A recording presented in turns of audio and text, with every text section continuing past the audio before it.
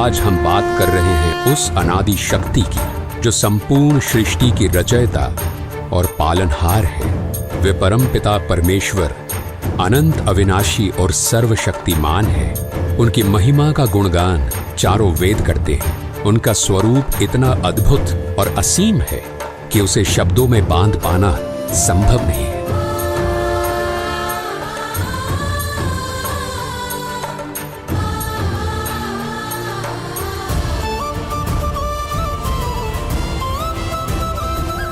वो कबीर परमेश्वर ही हैं जिन्होंने अपने एक वचन मात्र से इस संसार की रचना की। उन्होंने समस्त जीवों को और इस संपूर्ण ब्रह्मांड को उत्पन्न किया। उनकी लीला और सामर्थ्य इतना अद्वितीय है कि उनका वर्णन मानव बुद्धि से परे है। वे सर्वशक्तिमान परमेश्वर ही सब कुछ है। उनका अस्तित्व केवल धर्म ग्रंथों के पन्नों तक ही सीमित नहीं है। वो सर्वशक्तिमान परमेश्वर जो अनादि और अविनाशी है, वो स्वयं इस धरती पर प्रकट होकर अपनी दिव्य शक्ति और सामर्थ्य का एहसास कराते हैं। उनकी अद्भुत लीलाओं को जानकर हर हृदय श्रद्धा से भर जाता है और हर मस्तक उनका सजदा करता है। उनकी लीला इतनी चमत्कारी और प्रभावशाली होती है कि वो युगों युगों तक मानव जाति के हृदय और इतिहास में अपनी गहरी छाप छोड़ जाती है। उनकी उपस्थिति सच्चाई, प्रेम और धर्म का ऐसा प्रकाश फैलाती है जो हर आत्मा को परमात्मा की ओर प्रेरित करती है।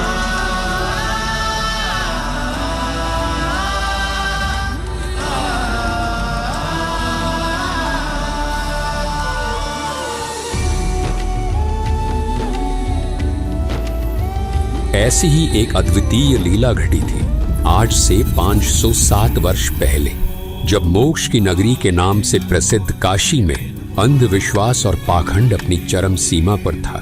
धर्म और अधर्म के बीच की रेखा मिटती जा रही थी क्योंकि कुछ स्वार्थी ब्राह्मणों के लालच ने धर्म को अपने फायदे का जरिया बना लिया था। आस्था और विश्वास को इस हद तक तार तार किया जा रहा था कि काशी के कुछ स्वार्थी पंडे हत्यारे हो चुके थे।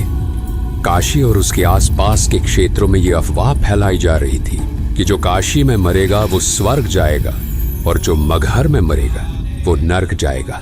इस प्रकार जनता को धर्म के नाम पर भ्रमित कर उनकी भावनाओं, आस्था और विश्वास का शोषण किया जा रहा था। काशी के पंडे मानो स्वर्ग की टिकट बांटने वाले दलाल बन गए थे। श्रद्धालु जो अपनी आस्था और मोक्ष की चाह से वहां आते थे, वे इन पंडों के सामने फरियादी बनकर खड़े होते और प्रार्थना करते थे, हे महाराज, पहले हमारे पिता की गर्दन काट दिए ना। सोचिए वो मंजर कितना भयानक और अमानवीय होगा।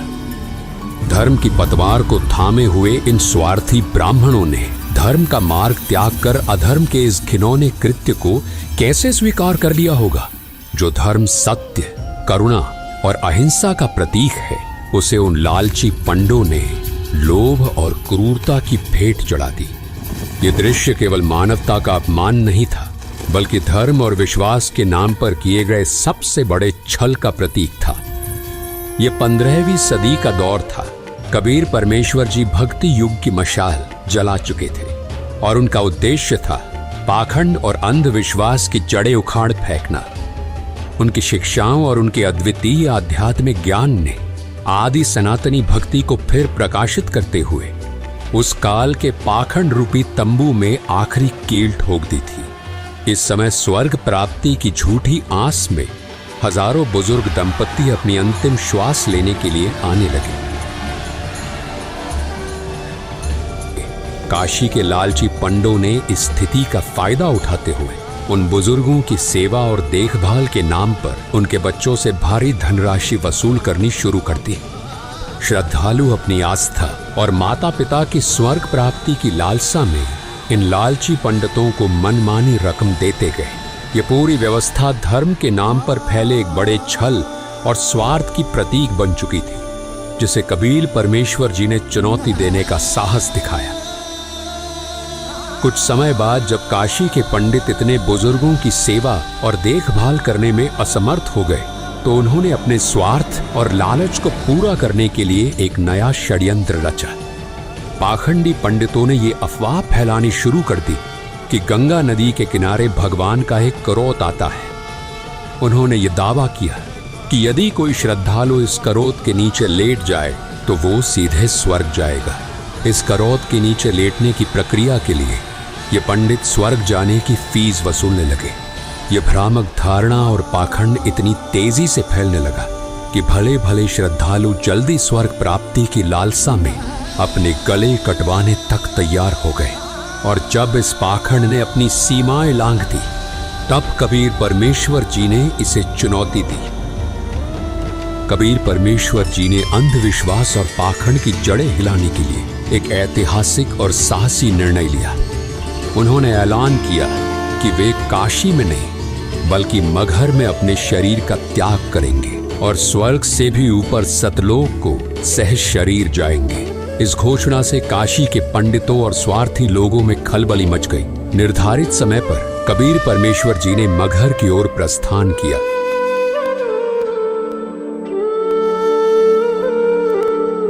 ये सुनकर काशी नरेश वीर देव सिंह बघेल अपने सैनिकों और पंडितों के साथ मगहर के लिए रवाना हो गए।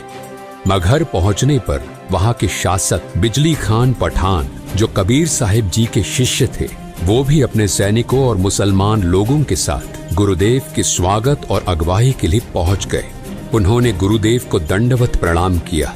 कबीर परमेश्वर जी ने उन्हें मगहर में शरीर त्यागने से पूर्व स्वच्छ जल से स्नान करने की व्यवस्था करने को कहा। गुरुदेव की आज्ञा पाकर बिजली खान पठान ने तत्काल ही राजमहल से स्वच्छ जल लाने की व्यवस्था शुरू कर दी।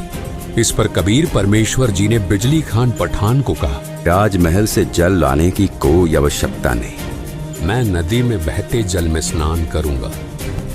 बिजली खान पठान ने अपने गुरुदेव कबीर परमात्मा जी से प्रार्थना की, हे गुरुदेव, यहाँ पास में ही एक आमी नदी है जो भगवान शिव के श्राप के कारण बहुत समय से जल विहीन है। राजा की बात सुनकर कबीर परमात्मा जी मुस्कुराए और कहा, राजन, चिंता ना करो, मुझे उस नदी के पास ले चलो। नदी के पास पहुंचने पर कबीर परमात्मा जी ने नदी की ओर हाथ बढ़ाया, मानो उसे चलने का आदेश दे रहे हो। तभी नदी के अंदर कुछ दूरी पर जोरदार धमाके की आवाज सुनाई दी और जमीन के अंदर से एक विशाल जलधारा फूट पड़ी जो आसमान की ओर ऊंचाई तक दिखाई दी। देखते ही देखते वो सूखी आमी नदी जल से भर गई और उसमें से जल बहने लगा। ये चमत्कारी दृश्य देखकर वहां के सभी लोग आश्चर्यचकित रह गए और जोर जोर से कबीर परमात्मा की जय हो का जयकारा लगाने लगे। कबीर परमात्मा जी ने शिव जी के श्राप से ग्रस्त उस सूखी नदी को जल से ओत प्रोत कर दिया और अपनी दिव्यता का प्रमाण दिया। इसके बाद कबीर साहिब जी ने उसी पवित्र नदी में स्नान किया। ये चमत्कार परमात्मा कबीर साहिब जी की शक्ति का एक छोटा सा नमूना था। कबीर परमात्मा के शरीर त्यागने से पहले ही दोनों राजा काशी नरेश वीर देव सिंह बघेल और मगहर नरेश बिजली खान पठान अपने अपने मन में विचार करने लगे। काशी नरेश वीर देव सिंह बघेल सोच रहे थे कि कबीर साहिब का अंतिम संस्कार हम हिंदू रीति रिवाजों से करेंगे, मुसलमान रीति रिवाजों से हम उन्हें दफनाने नहीं देंगे। दूसरी ओर मगहर नरेश बिजली खान पठान अपने मन में विचार कर रहे थे कि हम कबीर परमेश्वर जी का अंतिम संस्कार मुस्लिम परंपराओं के अनुसार करेंगे, यानी उन्हें कब्र में दफनाएंगे। इन काफिर हिंदुओं को उनके अंतिम संस्कार के रीति रिवाज नहीं निभाने देंगे। दोनों राजाओं के मन में ये अंतर्द्वंद्व चल रहा था और वे अपनी अपनी परंपराओं के अनुसार कबीर साहिब जी के अंतिम संस्कार को संपन्न करने के लिए दृढ़ थे। ये स्थिति उस समय की धार्मिक कट्टरता और वैचारिक संघर्ष को दर्शाती थी, जिसे कबीर साहिब जी ने अपने पूरे जीवन में तोड़ने का प्रयास किया था।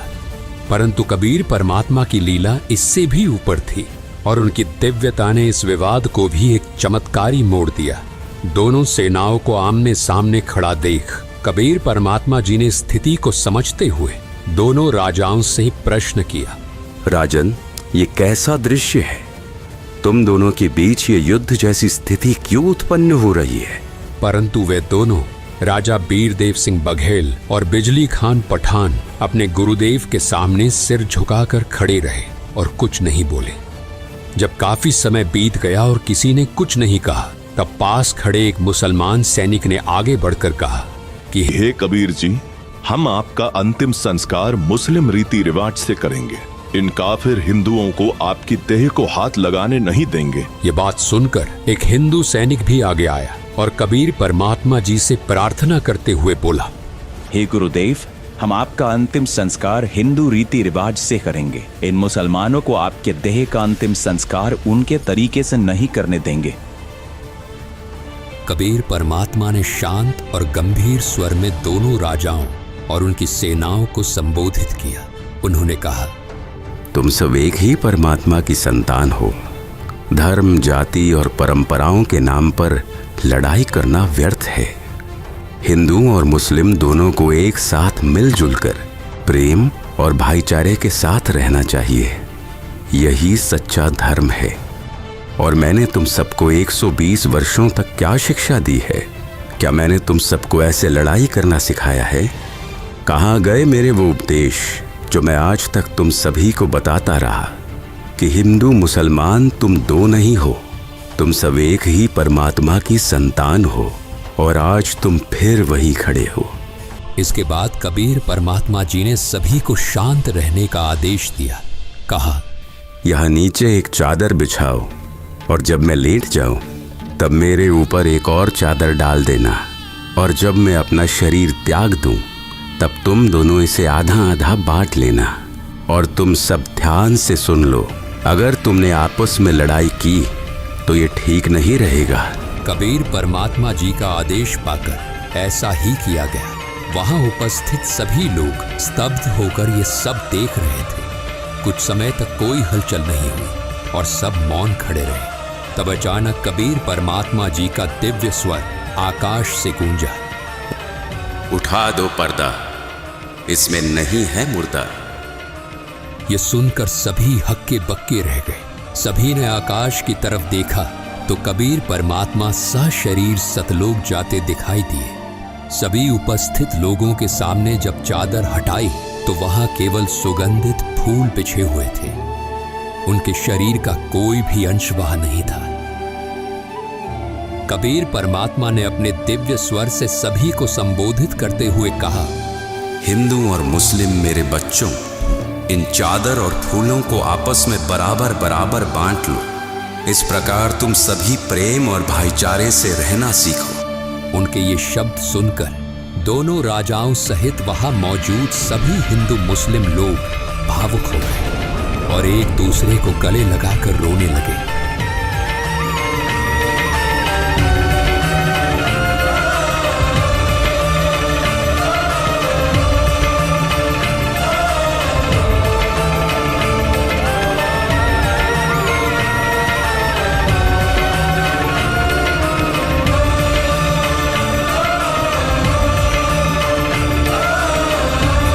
इसके बाद कबीर परमात्मा ने काशी के पंडितों को संबोधित करते हुए कहा, पंडितों, आज मैं मगहर से सहशरीर अपने धाम सतलोक जा रहा हूँ। तुम सब अपनी पोथियों और वेदों को खोलकर देख लो।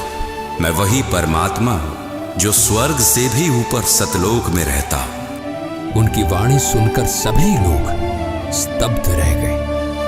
कबीर परमात्मा ने अपने सतलोक गमन से ये संदेश दिया कि परमात्मा की सद्भक्ति करने वाला साधक, चाहे कोई मगहर में अपना शरीर त्यागे या काशी में सच्ची भक्ति करने वाला अपने उद्देश्य लोक को ही प्राप्त करता है। काशी में मरने वाला स्वर्ग और मगहर में मरने वाला नर्क जाएगा। इस भ्रांति को उन्होंने सदा के लिए मिटा दिया।